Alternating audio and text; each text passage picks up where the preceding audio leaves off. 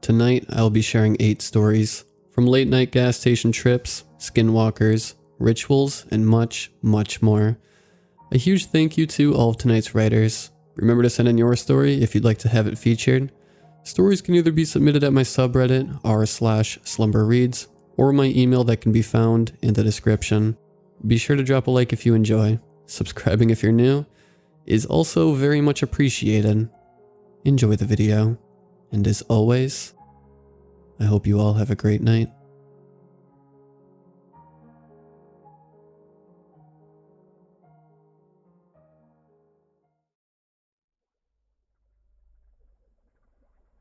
You know that moment when you suddenly remember something deeply important, something critical, far too late?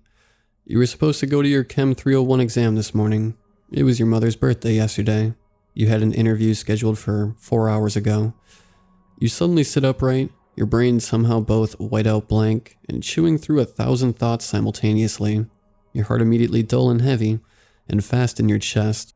Almost as quickly as you're processing your new reality, you're struggling for an excuse or a solution or a reason or an escape.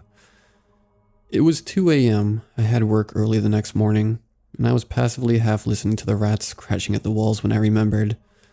It was only 9, so surely not that it happened, not definitely, but I mean, if it did happen, surely it wasn't my fault. It was only 9, and it was in the mid-90s. Kids were dumber then.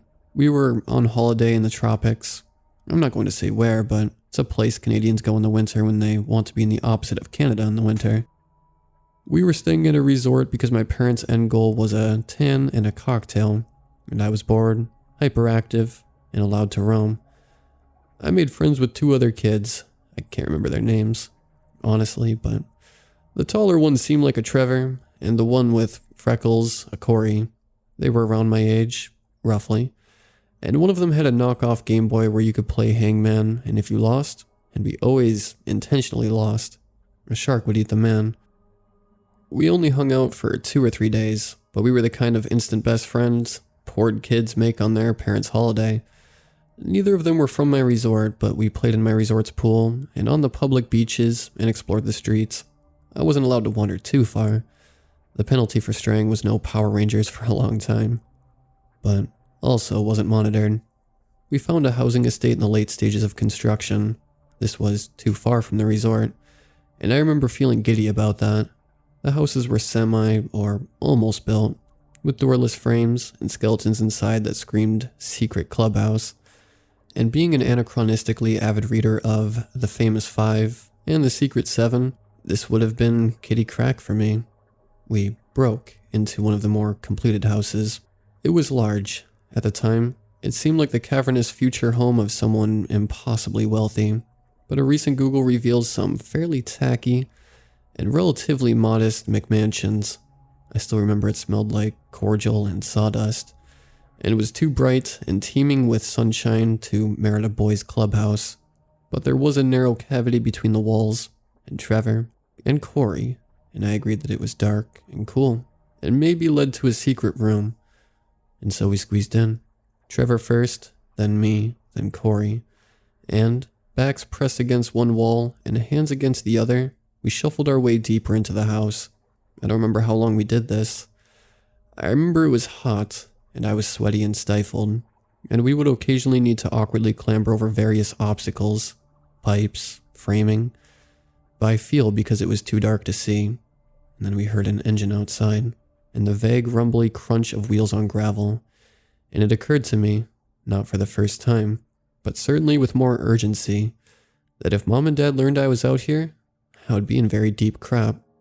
I imagined it was the same for the other 2 because we immediately reversed course. Corey first, then me, then Trevor. I remember at one point tearing the flesh of my palm on a wall stud, but I also remember the panic rising from deep within my chest and reaching a fever pitch in my throat. I wanted out. I wanted out really badly. It wasn't just because of Power Rangers. The feeling of being somewhere I didn't want to be, of being hunted and caught by the stranger, and of just wanting to be home. I don't know how, but Trevor fell. I felt his arm brush against my leg. I remember it was warmly wet with sweat, and I remember being both alarmed and annoyed at his loud gasp. I could see his silhouette very vaguely in the dark, and I could hear him struggling to stand back up. I remember the tight panic in his voice when he whispered, "I'm stuck." And then, "I can't get up." I remember we paused, and we listened intently for what felt like minutes, but was likely seconds, and couldn't hear the tires anymore, but I know we wanted to get out. I don't remember what I said. It was a platitude. He was being annoying. We would get out, check the coast is clear, and come back. If we couldn't get him out, we'll get an adult. I was gonna have to get Mom. It didn't make sense. We started to leave. Trevor said, "Please help. Please help me get unstuck." We said we would. I just wanted to get out. We got out. We didn't see a car, but we didn't wait to get caught. Corey and I ran out of the estate, stood to catch our breath. What about Trevor? We reasoned surely he would have gotten out. If we go back, we'll get caught. Do we tell an adult? We'll go back tomorrow. He'll be out, but we'll go back tomorrow. If he doesn't meet up with us, just to check when the coast is clear. I went home. I remember the panic was still lingering in my chest, and I just wanted Mom. I didn't tell her what happened. I just wanted her to comfort and love me. The next morning, Mom and Dad took me to archery. Then I think we went to a water park. The day after that, we flew home to Canada. And last night, 24 years later, I suddenly sat upright while listening to the rats scratching in the walls. I think it's reasonable to assume that Trevor would have gotten himself out. Once he calmed down, I'm sure it would have been simple, or someone would have heard him. There were tires while we were inside. Surely someone would have come back and would have heard him. Corey was there too. The chances of both of us having forgotten or ignored it are so low. I wouldn't have, if it weren't for archery. Corey would have gone back. It's reasonable to assume that these old headlines about the missing child, there on holiday with his family, aren't relevant. The boy in the photos doesn't look tall, but I still can't escape the sound of the rats scratching at the walls.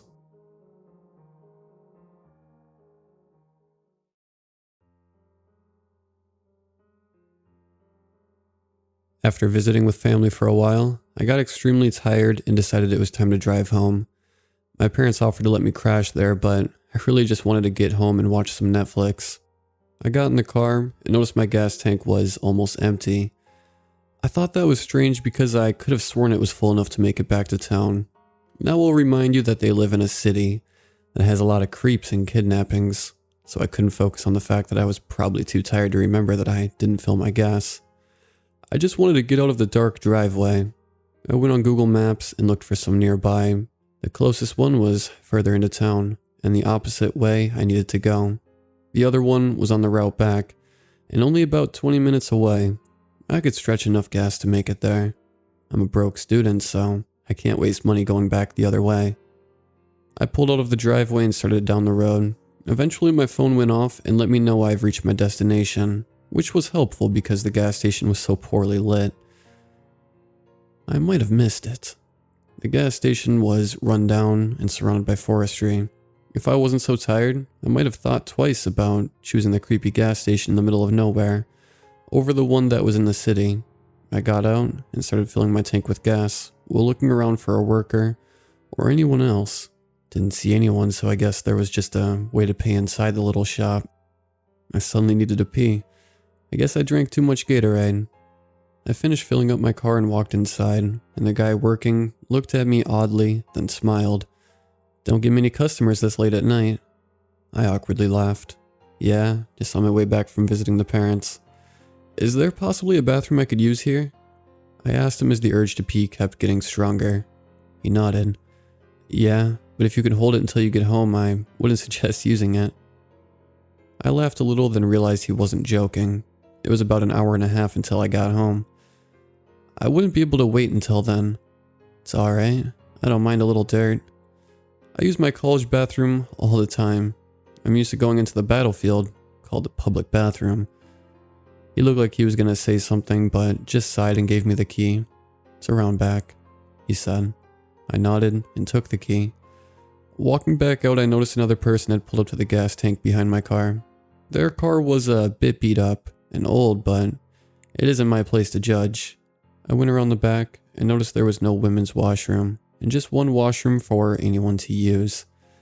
It felt as though people were watching me from the close-by forestry. I struggled to open the door because now I was in a rush to get in there. The door finally unlocked and I got inside. When I went to lock it behind me, I saw there was no locks on the inside. Getting a little more creeped out just by the flickering light bulb and the leaky tap. Locking my stall behind me, I started to do my business and checked my phone while I was at it. Not that there was good connection out here anyways. I turned my phone off as I heard the door open. I stayed quiet and did up my pants. All of a sudden the light went out. Of what I think happened, it got turned off. I could hear someone breathing by the outside of my stall. Now I think I knew what was happening. The perk of the person turning off the light also gave me an advantage. I could crawl under the stalls beside and hopefully get myself enough time to get to the door and to the car. That would mean that I'd have to crawl on the floor that doesn't seem like it's been cleaned since last year. Getting a little dirty seemed better than confronting whoever was outside of my stall. I quietly got down on the floor and crawled under the stalls until I got to the one closest to the door. I quietly opened the stall door, but of course, this being the rundown shithole it was, it loudly screeched and I heard the dude spin around and start running over to me. I bolted and ran out the door.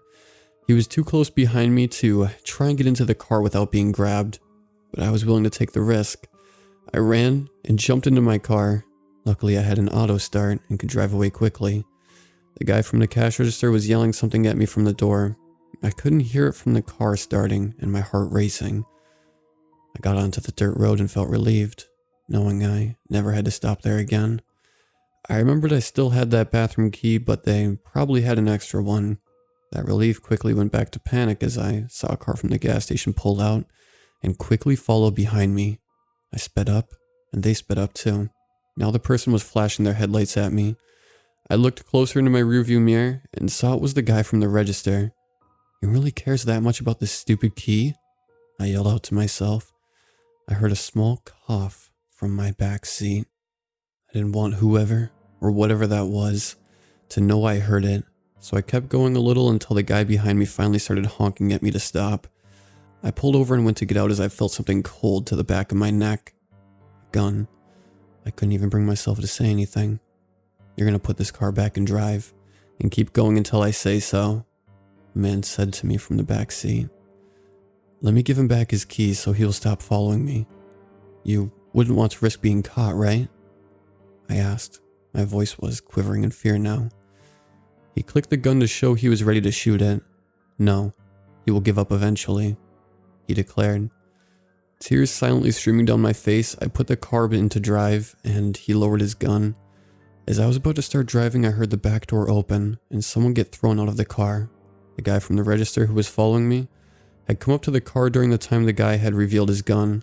They were fighting on the road, and eventually the guy ran off into the forest beside the road. The guy from the register looked at me worriedly. Are you okay? He asked me. I saw some guy get into your car when you came rushing back from the bathroom, he told me. Yeah, I'm okay, I said. Although I might be a little emotionally scarred from gas stations. Thank you so much. I thought you were the guy from the bathroom, so I kept going. Then when I realized it was you and pulled over, the guy got mad, I explained.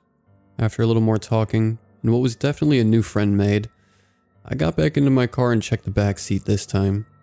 The ride home, I kept on replaying the events, from my gas tank being empty, even though I was almost entirely sure I had it mostly full when I got there, in the bathroom, and the guy in my car. I forced myself to stop thinking about it because I would scare myself too much. I got home and went to bed, but from then on, I stay the night at my parents' and don't stop at gas stations at night if they aren't in the city. Be careful. I'm not sure where the man went.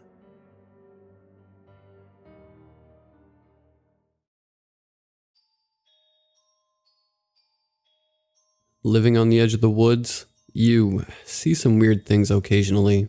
Being from Moonsville, a very rural town in Indiana that almost no one knows about, these weird things had no shortage. Though it isn't a town anymore, It was an old settlement town in the 1800s, but now has a population of around 300. About 19 miles from the nearest gas station, so yeah, very rural. Back in fall of 2008, my story begins here. My house sat right at the edge of the dense woods. Those woods are where I would spend many afternoons. And though I had weird encounters before, this would be the first time I ever had my experience with it. Two of my friends and I were walking in the woods as per usual. We had gotten about 1.5 miles in, and that's when we noticed a black dog about 30 feet away. We paid it no mind at first until we began seeing it try to walk. It took steps as if it had never walked before. Its movements were jerky and uneven. We were unnerved, but had reasoned it was just injured and continued on our hike. About 15 minutes later, one of my friends had gotten my attention pointing out that the dog was still there, but still the same exact distance. Its movement still jerky and unnatural. It looked at us with deep yellow eyes, and in that instant the air became dense, and the other friends with us had brought to our attention that there was no longer any chirping of birds or even the wind, just silence that seemed to whisper. At that point, we were getting scared, but the oldest of our little group had persuaded us into continuing, that we were just being stupid, and so, giving in to pressure of the oldest, we continued against our better judgment, trying to ignore the dog. We walked for about another 10 minutes, watching the dog the whole time. No matter how far we got, how fast we walked, it kept the exact same distance the entire time, though it didn't even seem to be walking. That's when even the oldest of us decided that he couldn't pretend that we didn't need to go back. Besides the fact that we just happened to see that we had somehow been out there long enough for the sun to begin setting down. We set off to go back to my house, once again keeping an eye on the dog, and once again noticing more and more wrong with it. Too many joints in its legs, its spine too long, its head seeming to distort, those deep yellow eyes. The longer we looked at it, the more demented it began to appear. Starting off into a sprint, we had made it back to my house just before it got dark. After dinner, we made our makeshift beds on the living room floor and went to sleep. That night I was plagued by constant nightmares of the dog on 2 legs just outside the large sliding glass doors that faced the woods. That's when I woke up. The time was about 1 a.m., but I felt compelled to look out those sliding glass doors and into the illuminated backyard just at the edge of the light. I could see that dog and its deep yellow eyes smiling. I had woken up one of my friends and made him go look out the window with me. I thanked whatever God is out there that the dog hadn't left, but it wasn't smiling anymore. I told my friend to keep watching it while I went to the bathroom, and not even 20 seconds later, he was knocking on the bathroom door whispering panically that the dog had smiled at him. Later that morning through discussion, we discovered that we all had similar dreams about the dog. Now this was not my only encounter with this creature, and whether it was a skinwalker in the traditional sense, or just a dark spirit in general, I can't say for sure. There had been Native American remains found about 2 miles behind my house, but I can't say that solidifies that it was the traditional skinwalker. But yet Skinwalker is the only name that fits it, as it rarely seemed to be the same shape more than twice.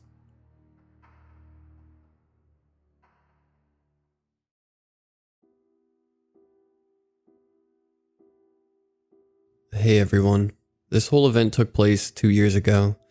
I used to work in a small warehouse for a short while. It paid horribly, but it paid. And I really wanted to earn some money during summer, like all of my friends did. One of said friends actually worked there with me. She was the one to tell me about it in the first place. We have known each other for a long time, since we were kids actually. And ever since we were kids, we enjoyed trying out the diverse rituals we found on the internet. Some creepier than others, some more dangerous than others. But to us, it didn't matter. Something about the rush of adrenaline it gave us made us crazy about them. We never doubted that these rituals were real. We went into every single one, expecting to actually talk to a ghost, for example. They never worked, no matter how hard we tried, no matter how passionate we were, they never worked. Anyways, the older we got, the more we forgot about them. Plus, after a while, always failing got quite frustrating, and I suppose we kind of grew out of that phase.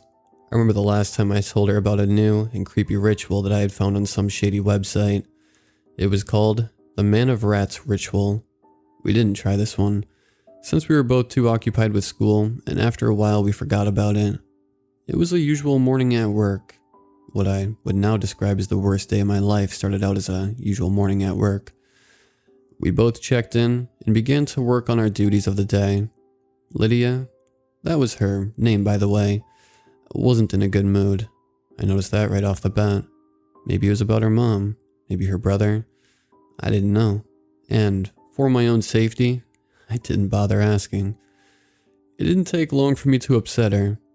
Why'd you take the West Block assignment? You know I called dibs on it yesterday. I'm sorry, I forgot.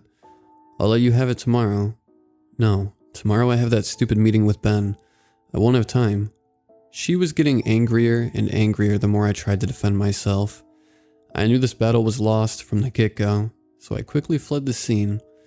In the warehouse was a small chamber that consisted of 2 small rooms, connected with a doorway missing a door. It was storage space for a few forgotten crates, and it just so happened that on that day, I needed to go in there and, well, move some crates.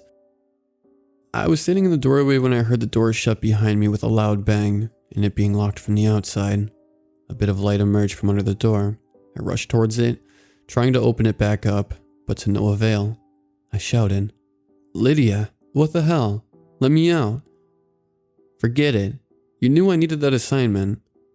"No, I didn't, I swear. And how is locking me in here going to change anything?" My attitude shifted from startled to angry. "I'm gonna let you out, don't worry. But you'll have to do the Man of Rats ritual in there, alone."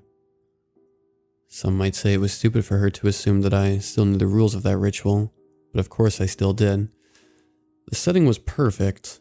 A dark room, no windows, old but not damaged in any way, blah blah blah.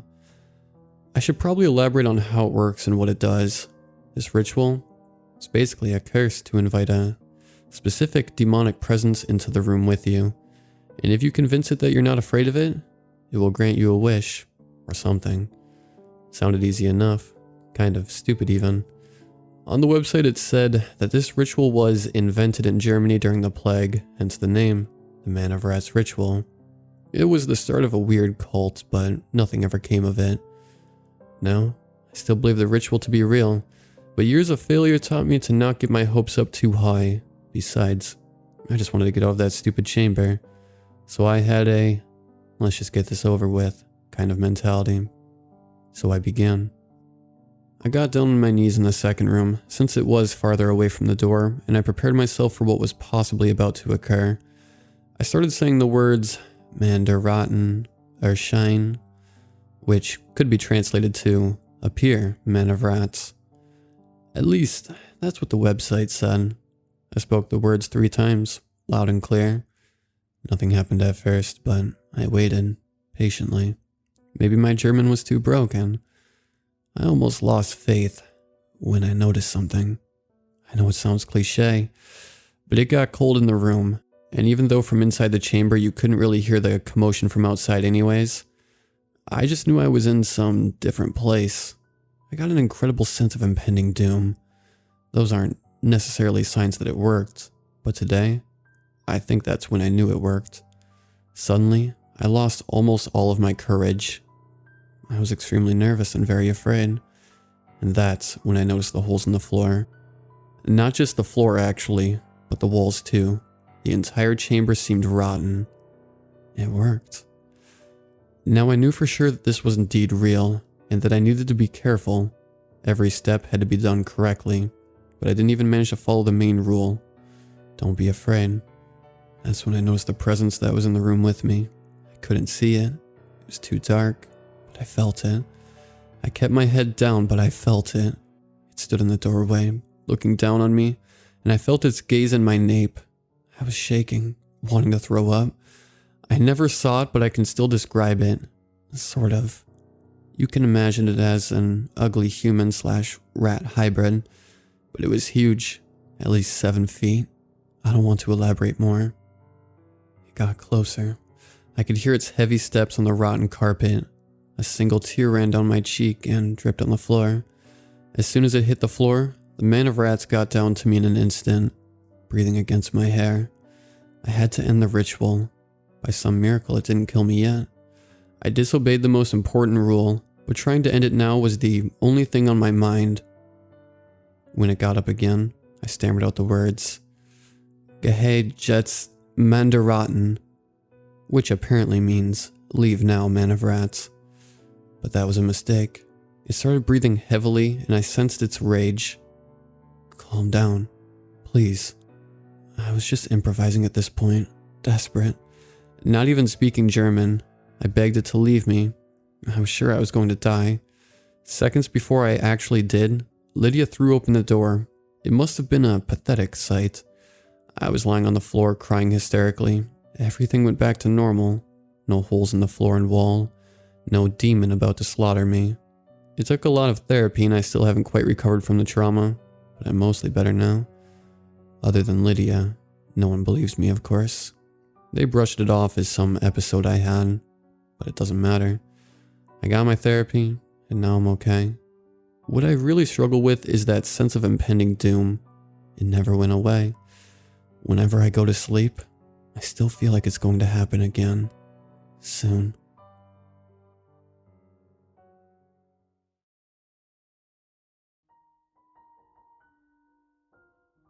So this happened only a few days ago, and it's still fresh in my mind and creeping me out.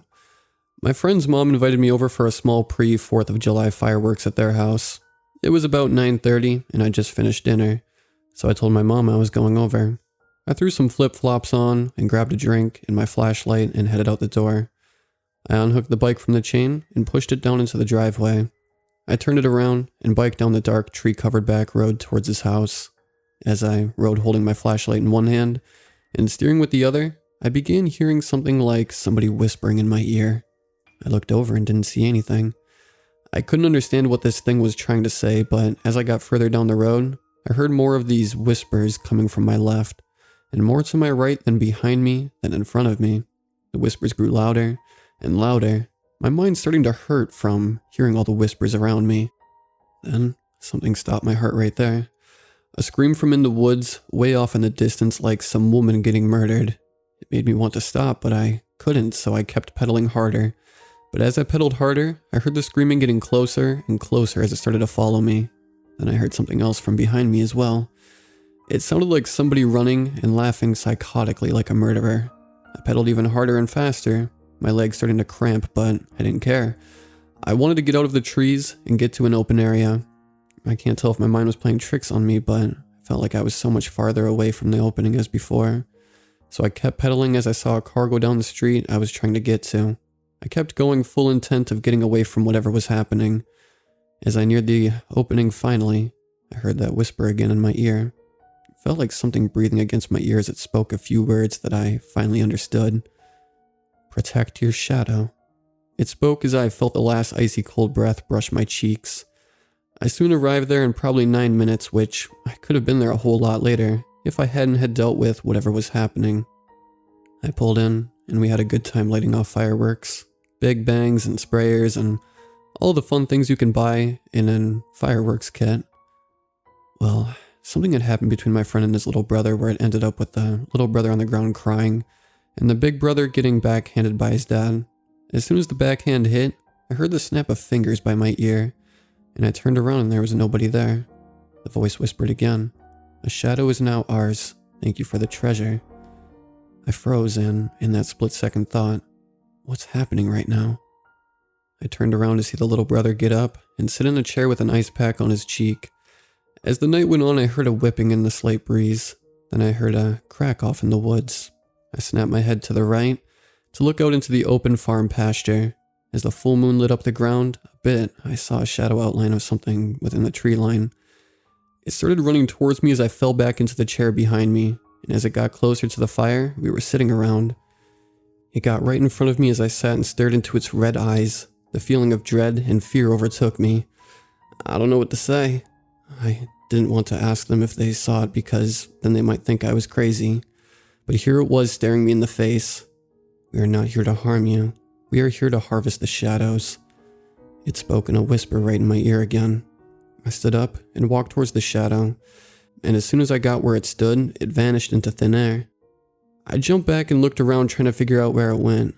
I looked over to my right, and in the doorway to the barn, the shadow made the motion of, "Come here." I looked at them and told them that I was going to go to the bathroom. So I walked up to the barn and peeked inside the barn. I heard the pig squeal a little as I felt a cold breeze blast into me. I looked down the walkway of the barn and heard something creak above me. I looked up and there was the shadow creased on a beam above me, looking almost like Spider-Man in its posture. I nearly fell over trying to get back out of there. It jumped down in front of me, the impact making no noise at all. I stumbled back, falling on my ass. I back up, and my back hits the barn door. It slowly walked towards me and crouches in front of me and holds out its hand. In his hand sat a dark version of my friend. His shadow.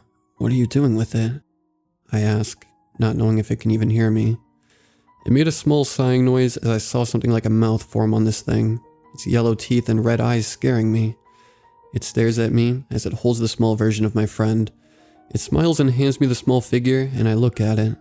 It gave a small chuckle and vanished again. I slowly begin to stand up as the light slowly starts to flicker on and off in the barn. I start looking around scared shitless. I hear the laughing all around me, and then something goes flying by me. I run to the door of the barn and try to open the door. The door wouldn't open as I turn and look as the light shut off, and then it began to flicker like strobe lights as I looked down to the big barn doors in front of the tractor. Sitting on the tractor was that shadow person. It stood up and jumped down from the tractor and walked towards me. With every flicker, it got closer and closer to me. It got right up in my face and blew a huge breath of cold, freezing air into my face as I grabbed the doorknob, and it opened up as I ran through and slammed the door. I was terrified of what happened, and I heard a giant bang above me as a firework went off over the fire pit. I slowly walked back to the fire, my heart beating like a bass drum, and my face paler than an albino. I sit down in my chair and watch the fireworks go off, hearing them explode. And as they explode, they light up the field a little, and I keep thinking I see that shadow out of the corner of my eye. As we winded down for the night, around midnight, we went and decided to ride in my friend's truck. As we rode back to my place, I got a headache that was pounding in my head constantly. I looked over and sitting across from me was the shadow. It gave me the motion to hush, and I did.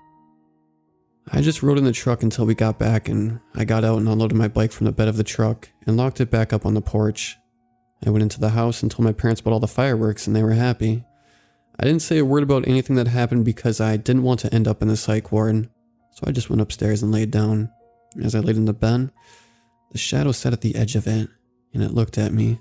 "Keep hold of your friend's shadow, or else you'll pay the consequences." And with that, it snapped its fingers and it disappeared. And with that, I haven't seen it since, and I still to this day have no idea what it was. I don't know if it's a demon or a poltergeist, but whatever it was, could have killed me or taken my body over. But this one seemed like it was playing a game with me. I still have that shadowy statue in my room put away in somewhere I know I'll find it when I need it again. I still want to know what it was, but I doubt I'd want to know. This thing terrified me more than whatever I had dealt with months ago. The unknown is truly unknown, and it's something we might never understand. In addition, so while sitting in my bed tonight, I heard that whispering again and it terrified me. So I grabbed the ammo box the figurine was in and held it up. I saw the red eyes in my closet appear and start to blink at me. I pulled the figurine out and held it up for it to see. It seemed to give me a nod and blinked 3 times before vanishing again. This truly is a nightmare that I wish I had never experienced. I'm scared at what this thing might do to me. I don't know what to think or who to tell. I could end up in a psych ward with a straitjacket, or laughed at and shunned. I truly think that I'm involved in something of a shadow game with these things. First a skinwalker, then a demon and its hounds, now this thing. What kind of things have I gotten myself into? But I do know one thing. I'm gonna play along and try and find my way to escape before I become the soul dragged into the hellish abyss below.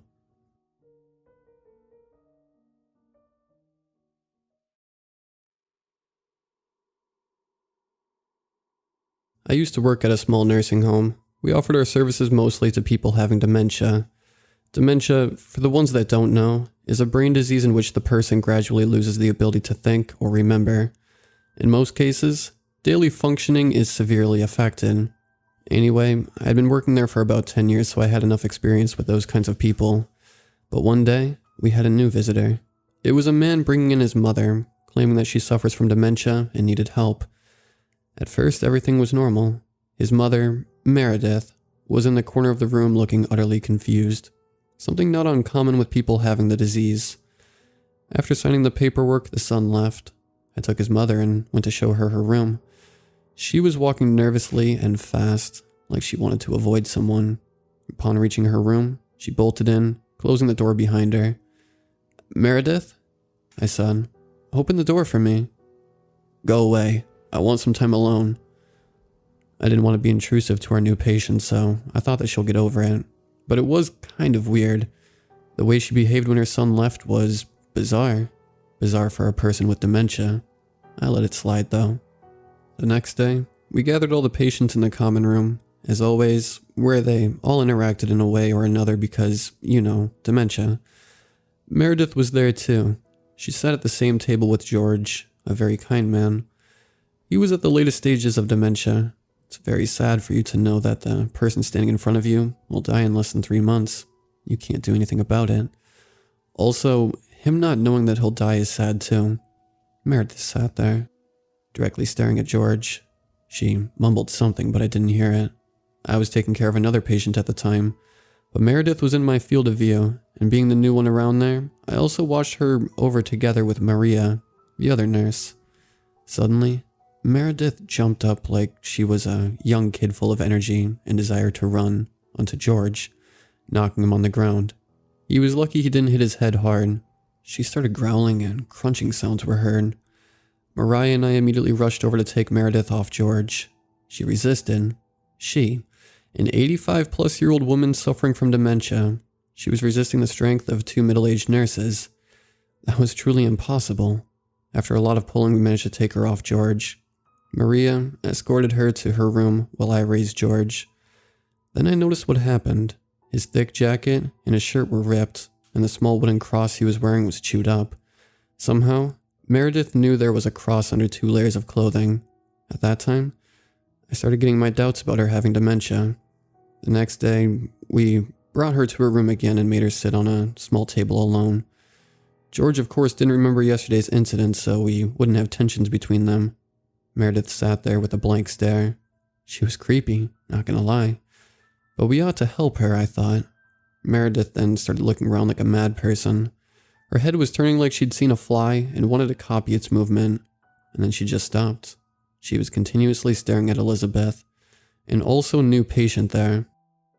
She did that for 5 more minutes, and then she stood up, threw the table to the side, and started biting Elizabeth's hand viciously. Maria and I again rushed to get her. She managed to push Maria 5 meters back with her one hand. It was impossible. It was surreal. A dementia-suffering person did that. I was shocked, but Maria snapped me out of my trance, and we proceeded to push Meredith away. We did it after some tries, but it was a bit late. Elizabeth's right wrist was chewed up to the bone. Meredith then spit something. It was Elizabeth's chaplet. She destroyed it. It had a small blue cross on it. The cross wasn't there anymore. Both Maria and I accompanied Meredith to her room, while I was calling an ambulance. We were a rural nursing home with not much medical equipment, so that's why the ambulance. It came 1 hour later to take Elizabeth. From that time on, we didn't let Meredith in the common room. We had realized at that point that Meredith's problem wasn't dementia. It was something else entirely. Mind you, I didn't believe in the supernatural back then, but I hadn't yet ruled it out of my mind. We contacted her son, David. At least we tried to. He wasn't answering. We tried multiple times, but the phone reached the voicemail. We decided to take care of her, as best as we could before David contacted us. 2 days later, it was time Meredith had her bath. We made her stand up, and we proceeded to go to the shower. We reached the doorway, but when we tried to come out of the room, Meredith held us back. Allison, another nurse, and I were trying to pull her towards the shower. She still resisted. After a couple of minutes, Allison, being a new nurse, quickly became impatient and pulled her with great force out of the room. She had success, but before she could make another step, Meredith turned around and bit her on the bicep.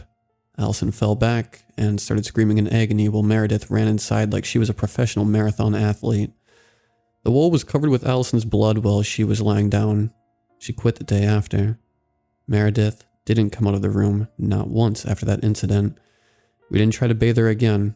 We tried giving her food and water, but she wouldn't chew or drink anything. 2 weeks had passed, and she hadn't eaten something or drank any water. She should have been dead, but there she was, looking alive. And I say looking because I didn't believe she was alive at all. This woman was possessed by a demon, and David still didn't answer the phone. I went on and reached to some priests. My boss said that I was overreacting. I told her to go inside the room herself. She did. The room was freezing cold despite the thermostat being turned on to max. That's new, I said. My boss was skeptical about this ordeal. After lots of persuading, she let me bring in the priests. Then a picture of the Holy Mary fell from the wall. I put it back. I hadn't even turned my back on the wall by the time the picture fell down again. The glass broke. I looked at Meredith. She was staring at me and smiling with a creepy kind of way. Lawrence told me to hang the picture back up. Well, she would go and bring the broom. I told her it was no use and that the picture would still fall. She said, yeah, whatever, and proceeded to hang it herself. The picture stayed. See? She told me. Then, the picture shot through the room and landed at the wall opposite from its original position. Lawrence ran outside terrified and told me very distinctly to immediately call the priests. The priest would come 5 days later. In the meantime, we weren't allowed to enter the room again, but I did come in once. I sat beside Meredith. She started whispering. The conversation went like this. How are you? Shh, my friend. What about your friend? He's sleeping. You don't want to wake him up. Oh, I'm sorry. So what's your friend's name? I don't know. I tried to show some empathy to her, so I whispered and showed her some affection, knowing that if she was indeed possessed, she wasn't having a great time at all. Where's your friend? Can I meet him? Oh, Madison, do you believe in God?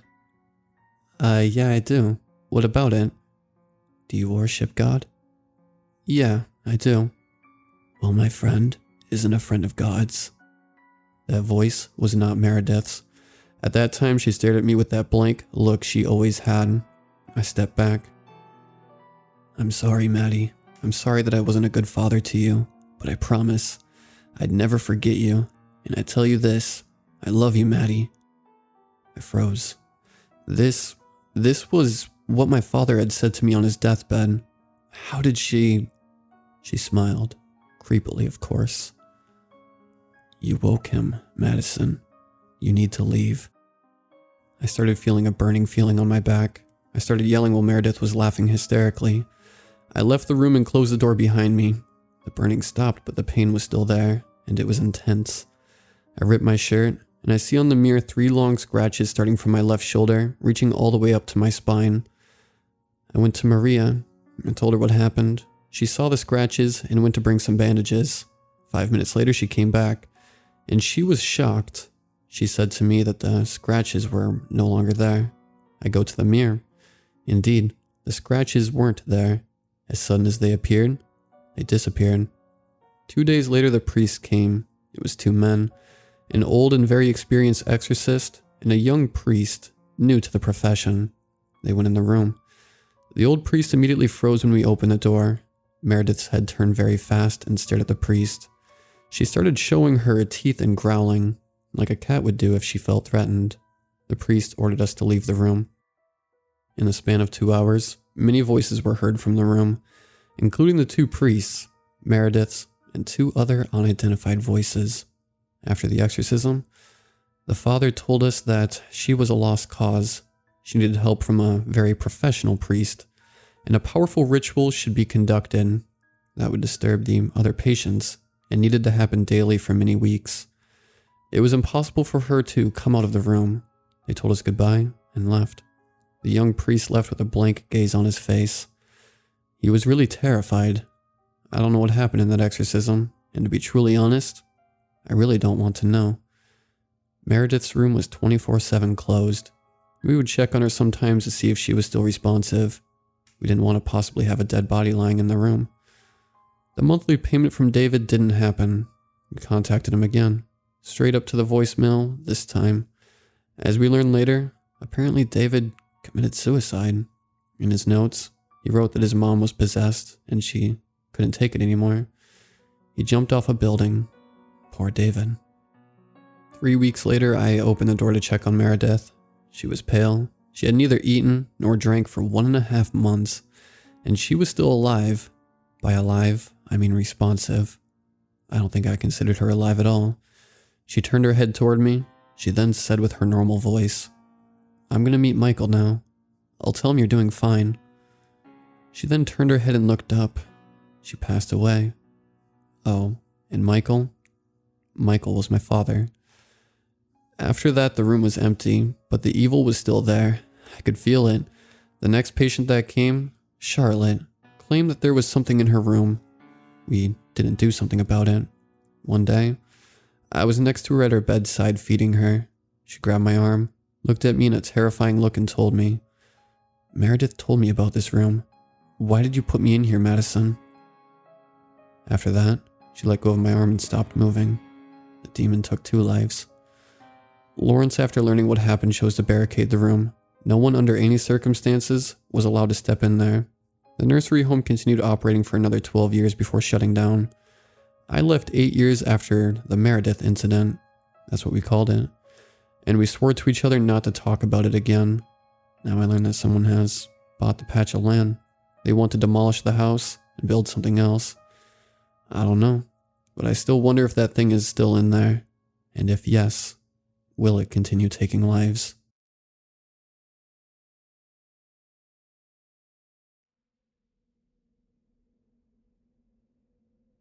My mother always told me stories about a world that she called the elevator dimension, a world that exists in a realm of nothingness, created for beings in the universe that are entirely unknown.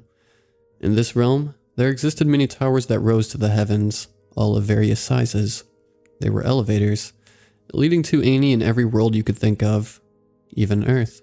Now, I never believed her. To me, it was a myth that my mother heard from someone, somewhere. It never occurred to me that it could be true. I was sitting at my desk listening to my favorite music on my phone. On my iPad, I was drawing something that someone had commissioned me to do. On my walls around me were posters of various shows I had accumulated through my years of being a nerd. Even though it was my 21st birthday, I had nothing planned. It was Memorial Day, and the few friends I had abandoned me to spend time with their families. I didn't blame them, of course. They had regular jobs, and I wouldn't expect them to skip out on visiting their families during the few breaks they had to visit me. Of course, I had a job too, but I worked it less nowadays since my career as an artist unexpectedly took off. I wasn't super famous or any type of celebrity, but it left me with enough money to do what I needed to. As I sat, humming to myself, I heard a thump below me. I didn't think anything of it at first, and kept doing what I was doing. Then, I heard it again. I took off my headphones carefully, and listened for a second, trying to reaffirm what I had heard. Thump. There it was again. At this point, I was slightly nervous, but I decided to investigate. There was no one else in the house with me, since I lived alone, which was one part of why I was nervous. The other part of why I was nervous was because I had heard many stories of people living in other people's houses without the owner knowing about it. I was an anxious person, and hearing that thump instantly made me think of those stories. I slowly went down the stairs, my phone in hand. When I got to the last stair, I heard another thump. This time, I was able to discern where it was coming from. The basement. This creeped me out even more. I wondered if I should call the police, but I realized that I didn't even know if someone was down there. In a lapse of judgment, I decided that the best option would be to check the basement. I went behind the staircase, and underneath I saw the doorway to the basement. Its rusting golden yellow handle and the old peeling paint was something that I had wanted to get replaced. I never got the chance to, since I had just moved in, but looking at it now, I couldn't help but distract myself by making plans to call someone about it. I put my hand on the handle, and at that moment another thump came from the basement. I jumped in surprise and snatched my hand away from the handle. I took a moment to calm my breathing, then summoned the courage to open the door. A path of light lit up the stairway that descended into darkness. The light switch for the basement was on the bottom of the stairway, so I would have to get there to see anything else. I went down the stairway slowly, holding my phone close to my chest. 911 was already dialed, and I only needed to press call to call them. Each stair creaked as I descended. The mysterious thumping that I had been hearing was absent, and I felt watched. I rationalized it to myself, saying that I was just scared. I thought that another person was down here, so of course I felt that someone was watching me. Finally, I got to the bottom. I searched the ceiling for the light switch and saw the string. It was swinging slightly. Wind, right? I pulled the string and a pathetic light turned on with a click. It bathed the room in a dim light, enough for me to see everything. It was right in front of me. Its sickly green skin was somehow worse in the dim light. It towered over me, hunching with the low ceiling. It had 2 horns on the side of its head that curled like a ram, and long, sharp teeth came out of its mouth. I couldn't think. At that moment, I was so terrified that I couldn't even remember to press call on my phone. I just stood there, looking at the creature that stood in front of my face. That's the last thing I remember. At some point, I must have fainted because of the fear, because when I woke up, I was in a field of grass in the middle of nowhere. The sky above me was blood red, and in the distance, I saw a white tower rising into the sky. I walked to it, and when I got there, I saw a door and a panel next to it with a button. I pressed it and waited a moment. Suddenly, I heard a ding that made me jump. Immediately after, the door slid open. The inside had wooden flooring and walls. A thin pole went across the back. An elevator. As I'm writing this, I'm still here. My phone still has signal somehow, and I've been wandering this world for who knows how long.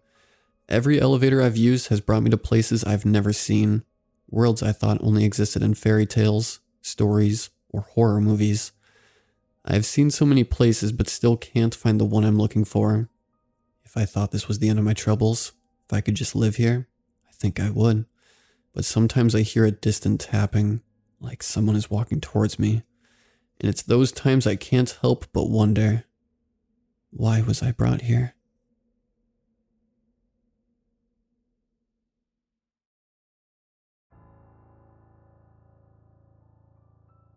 I have a bad habit of clicking on things I shouldn't, from suspicious ads to clickbait articles for the dumbest stuff. I can't help but click on whatever appears on my screen. I should also mention that I am fully aware that this is incredibly stupid behavior. I'm 23 and have plenty of computer and internet experience, but for some reason I just can't resist an eye-catching pop-up on my screen. I've had plenty of mishaps and have had to get some fairly good virus protection on my laptop to make sure I don't completely screw myself over. But no matter how many times I've had to purge my computer of viruses, I've continued to feed this bad habit. But what happened last night will make me think twice about clicking on something I shouldn't. Last night started out like every night for the past 2 months. Lonely and boring. I rent a house with a friend from university, but due to the recent pandemic, I'm left without a job, and my roommate moved back in with his parents indefinitely. So, like most other nights, last night consisted of me sitting on the couch, scrolling through mindless nonsense until my butt got numb. It was after a long-winded rabbit hole that started with video game articles and ended with corporate conspiracy theories when an intriguing pop-up appeared on my computer. All it said was, "Want to play a game? Nobody has won yet." That's it. There was no fancy text or cute anime girl that clearly had nothing to do with the game. Just those words on a white background in Calibri font. I knew it was obviously a scam. A virus just waiting to download onto my computer as soon as I clicked the link. But it intrigued me like all pop-ups do, so I clicked without hesitation. The page I was taken to was as simplistic as the pop-up. It was a clean page with a basic white background that made it almost barren. There were no links on the side or ads blowing up in my face. I couldn't scroll up or down, and there was no hidden text to highlight. The only thing that was there was a line of black text in the same Calibri font at the center of my screen. It said, "The rules for the game are simple. For the next 12 hours, you cannot respond to any of my messages." Underneath the text was a button that said, "Play game." I was intrigued by this point and thought, is that it? How hard could that be? I looked at the clock and saw that it was 8:07 p.m. I figured that if I started now, I would only need to play for a few hours before I went to bed. and then most of the clock would run down while I was sleeping. Thinking my plan was foolproof, I figured, why not, and clicked the button. As soon as I clicked, the text changed to the words, "Starting now, you cannot respond to anything that you receive. You may read and close messages, but do not respond. You have until 8:07 a.m. Do you understand?" Underneath these words were two options, yes and no. I figured the rules were pretty straightforward and didn't need much explaining, so I clicked yes. The text on the screen changed to say, "Good luck." I was left staring at those words on the white background. This is going to be easy, I said aloud to my empty apartment. I waited for something to happen for about 5 minutes, but the screen stayed on the same white page with the same black words. I was getting bored by this point, thinking that the whole thing must be some joke, and was about to exit the page and find something else to do, when a pop-up appeared at the top of my screen. "Have you enjoyed the game?"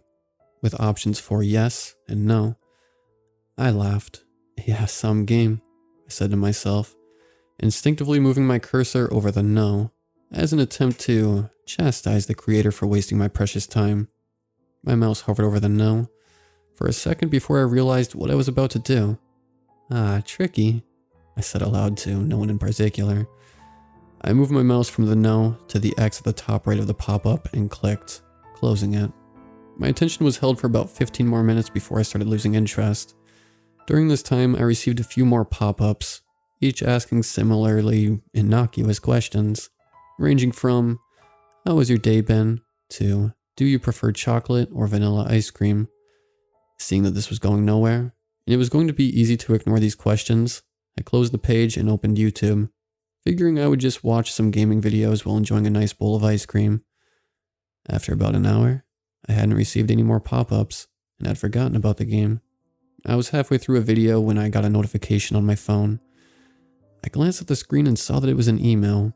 Too lazy to pick up my phone, I opened a second window on my laptop and accessed my email. The notification looked like it should have been sent directly to my spam inbox, but it was in my primary one. It was a sketchy email address with random letters and numbers and a domain I didn't recognize. The title of the email simply said, "Do you still want to play?" This concerned me. I didn't need to put in my email or any personal information when I started the game, so it should not have access to that information. Worried that I had managed to get another virus, I opened my virus protection software and had it scan my computer. While it ran in the background, I looked at the email. The body just said, "I haven't heard from you in a while." I sat there, staring at the screen, wondering how they got my email. After a few minutes, I noticed that my computer scan was finished. Nothing. 0 bugs, 0 viruses, all clean. I decided to ignore it. Not long after this, I started receiving more emails. At first, they were harmless questions. "What are you doing right now? Why won't you talk to me? Would you consider leaving a review for my little game?" And more like these. After a while, however, they started to get more concerning. I was getting questions about other accounts I had online. "Did you ever get the Binding of Isaac for Switch?" This guy found my Reddit page. I had asked about the game over 3 years ago. I scanned my computer again. Clean. "Did you manage to change your tire?" My search history. Last week I got a flat tire and had to look up how to change it. I scanned my computer. 0 viruses. "Do you enjoy your new headphones?" My Amazon account. I bought a pair of headphones a couple of days ago. I scanned my computer and nothing. At this point, I was getting anxious.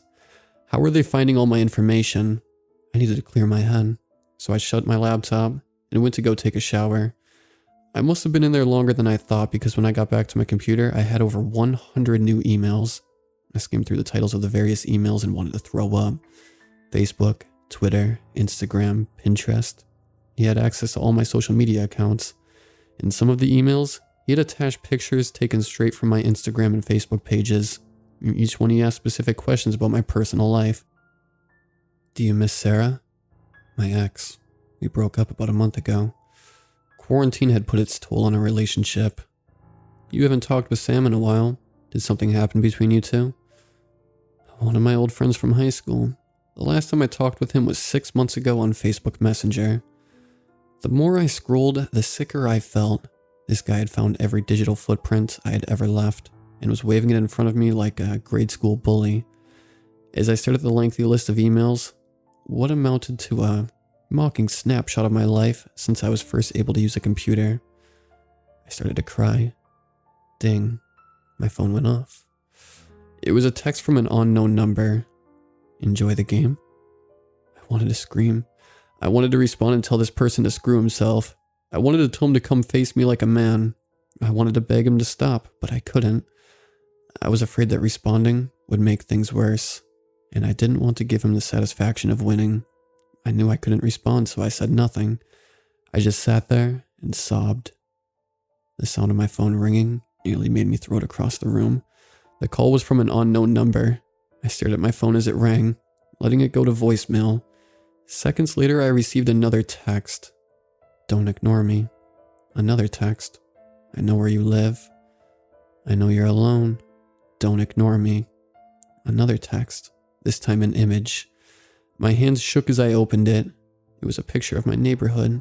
It was dark, and I could barely make out the street sign, but it was my neighborhood. Judging by the lighting, it looked like it was taken recently. I got off my couch and ran to the front door to make sure it was locked. It was. I sighed a breath of relief as I moved to close the windows and curtains and check the back door. Another text, another image, this time of the front of my house. I had recognized the duct tape door knocker anywhere. I sat there and waited for the next text, wondering what it would be. No text, just silence for the next 3 minutes. The knock on my front door almost made me scream. If I hadn't put my hands over my mouth, then I would have. After holding my scream, I opened my phone to call the cops. Another text. Don't call the cops. You wouldn't want to ruin our fun, would you? I called them anyway. The operator said they would be there in 10 minutes. I waited while the knocking continued for another 8. I waited for another 10 after the cops were supposed to arrive and the knocking had stopped. I waited in the silence until I was confident enough to move. After what felt like an hour, I slowly started making my way to the front door, looking through the peephole. I sighed a sigh of relief as I looked at my empty front porch. It seemed like the person had gone. I'd had enough by this point. The doors and windows were locked, so I felt safe enough to go to sleep. I was tired and just wanted to sleep through the rest of this hellish game. I slowly made my way to bed, and before I could get in, 3 loud knocks came from my bedroom window. I ran to my kitchen, grabbed the largest knife I could find, and did the best I could to barricade the doors with furniture. The knocking continued. It kept going. It wouldn't stop. It grew louder with each impact on the wood. It came from the front door, then the back, then the windows, alternating with every round of knocks. I wanted to yell and scream. I wanted it to stop. I just wanted to go to bed. I didn't get any sleep. The knocking lasted most of the night. There were times when it would stop and I thought it was over, only for it to pick back up. I watched the clock as it went from 5 to 6 to 7 until it finally reached 8. I watched the clock as each minute went by, ignoring the consistent dings from my phone as I got text after text. 8:05, 8:06, 8:07. That was it. It was over. I had won. No more texts. I waited another 3 minutes until 8:10, just to be sure. I pulled up my phone, opened the text, and started typing. Screw you. I won. Silence. No texts. It was over. Then I got a message. It was a picture of the website. There were the words on the white background in the Calibri font. Starting now, you cannot respond to anything that you receive. You may read and close messages, but do not respond. You have until 8:07 a.m. Do you understand? With 2 buttons for yes and no. Another text. Same image. Starting now, you cannot respond to anything that you receive. You may read and even close messages, but do not respond. You have until 8:07 a.m. Do you understand? Another text. The same text. Same image. Another of the same. I stared at the messages, trying to understand their meaning. I stared at them for what seemed like forever until it finally hit me. Starting now. I had clicked yes. Another text. See you soon.